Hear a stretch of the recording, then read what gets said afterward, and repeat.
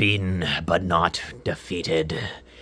Mangled, but not, well, decommissioned. I have returned.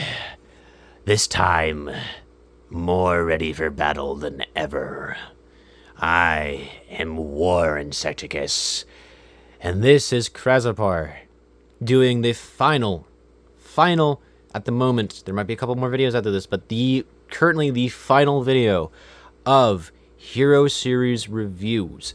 And this is the absolute big bad, War Insecticus. And to go over what he is, War Insecticus is just Insecticus after he caused a nuclear Armageddon, got caught in the crossfires, and had to re-upgrade himself with all sorts of mangled pieces from villains and heroes alike. And it is this Insecticus that gets his hands on time travel and also causes the Great Resurrection, the Project Reservation, where he rebuilds everyone and he does a lot of other things, I guess. Insecticus is quite the villain, I will say, for being made by someone who was, a child. I do like him quite a bit. He's been quite the inspiration. But enough ramblings aside, we'll do straight into the video, into the review of War Insecticus. Now, War Insecticus first appears in Hero Series 4, Part 1, and he looks quite different. And he goes through quite a few little different, just minor changes with some armor pieces and stuff, which we'll get into it as I go into the review. And he actually seems to be standing up pretty well on his own, so that's a surprise. And I guess we'll start, as always, at the feet. Now, this guy, I think War Insecticus still kept the weird tradition of using armor pieces for feet, which I have no idea why he did that. Though I could be entirely wrong and could be having separate feet. But he kept the tradition of having armor pieces for feet. I opted out for Gorast feet because they fit in quite well with some random green specks I had in there as well. And they're also black and look insectoid, so that's why I chose them. He still has a digitigrade feet and the Azure pieces, excuse me again, with 6 long gunmetal armor pieces as armor on his lower thighs, and then some standard, I think these are 5 armor pieces in white. On his chest is a Stormer body piece with a Silver Hero core, and I actually do intend to use this as a lore thing, so he's not just called War Insecticus for no reason. He's a warlord. That's all I'll give to him. And we'll start off with another arm piece. So on the right arm, it is a completely red rebuilt arm, and currently I don't have anything else built for it, but something else, the Insecticus, this is based off of the original War Insecticus, by the way, or the original War Insecticus arm design. It could open up and sew some kind of cannon. Now I don't have any other, again, I don't have currently any attachments ready for this cannon arm, but at some point I will. And then we'll move over to the other arm. I'll take this assembly off at the moment. There we go. And we'll just go into the shield arm. Now the shield arm, again, he still keeps this arm, the weird 3-jointed arm that he kept in the original. And if I were to just do an underside look, or a back look, here we go, you can see how it was built.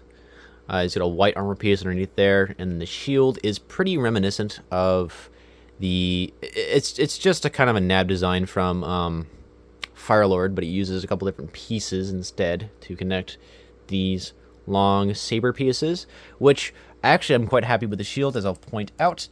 If you were to look at Insecticus, his head, which we'll get into in a moment, and look at the shield, I think they look rather similar. So I think it's quite nice to have some kind of similarities between Insecticus and his design. I thought that was at least a cool motif.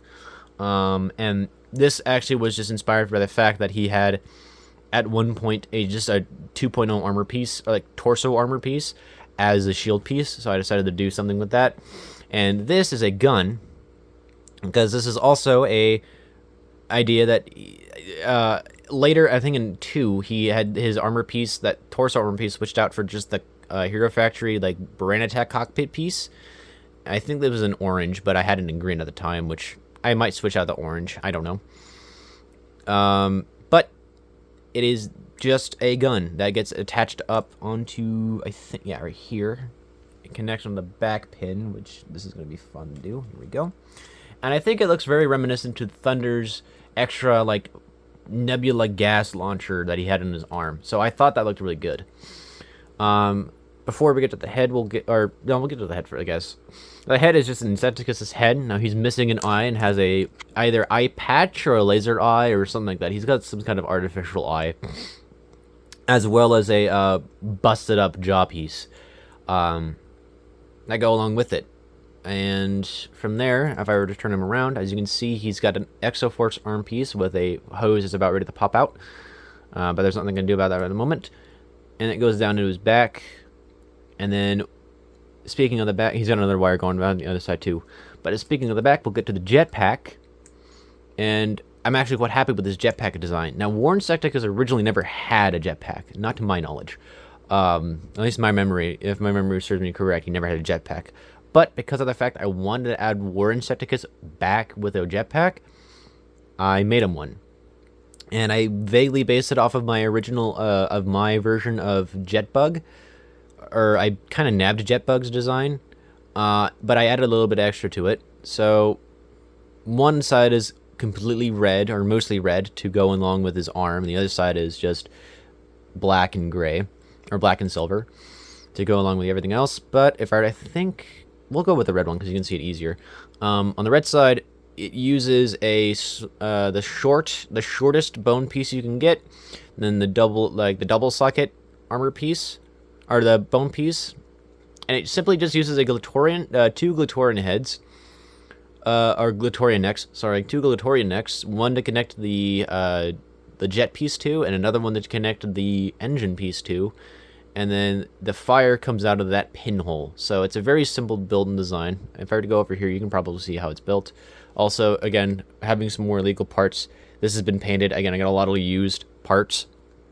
So again, it's just a weird thing. I got a silver one.